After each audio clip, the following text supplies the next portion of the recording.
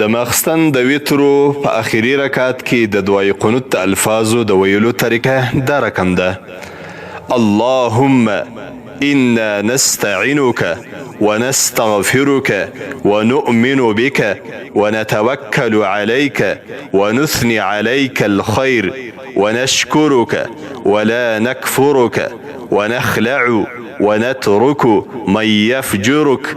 اللهم إياك نعبد ولك نصلي ونسجد وإليك نسعى ونحفد ونرجو رحمتك ونخشى عذابك إن عذابك بالكفار ملحق.